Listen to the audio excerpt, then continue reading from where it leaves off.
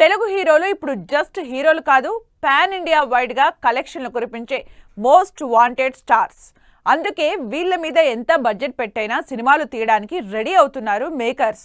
ఒకప్పుడు 100 కోట్లకే అమ్మో అనుకున్న నిర్మాతలు ఇప్పుడు 500, 1000 కోట్లు పెట్టడానికి కూడా రెడీ అంటున్నారు.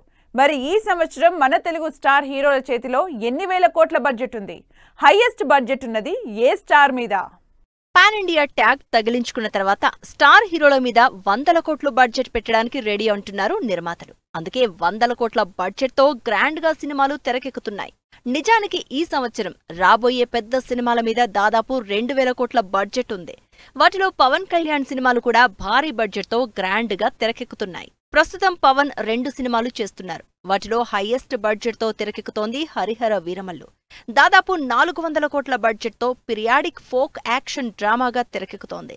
ఇప్పటికే 100 మందితో భారీ యాక్షన్ సీన్స్, అడ్వాన్స్ కెమెరాస్, భారీ సెట్టింగ్స్ తో షూటింగ్ చేస్తోంది టీం.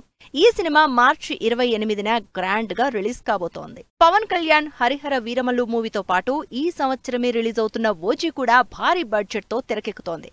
300 కోట్ల బడ్జెట్ తో ఇంటెన్స్ యాక్షన్ తో స్టైలిష్ గ్యాంగ్స్టర్ డ్రామాగా ఓజీ రాబోతోంది. బాలీవుడ్ స్టార్ ఇమ్రాన్ హష్మీ లాంటి టాలెంటెడ్ స్టార్ క్యాస్ట్ తో పాటు లీడింగ్ యాక్టర్స్ తో తెరకెక్కుతున్న ఓజీ పవన్ కళ్యాణ్ ని కొత్తగా చూపిస్తోంది. దాంతో ఆడియన్స్ లో ఫుల్ ఎక్స్పెక్టేషన్స్ క్రియేట్ చేస్తోంది. అందుకే ఈ సినిమా మీద ఎంత బడ్జెట్ అయినా పెట్టడానికి రెడీ అంటున్నారు మేకర్స్. బాహుబలి నుంచి ప్రభాస్ సినిమాలన్నీ మినిమం 300 కోట్ల బడ్జెట్ కి పైగానే తెరకెక్కుతున్నాయి. ప్రస్తుతం చిన్న డైరెక్టర్ మారుతితో సినిమా చేస్తున్న బడ్జెట్ మాత్రం భారీగానే ఉంది.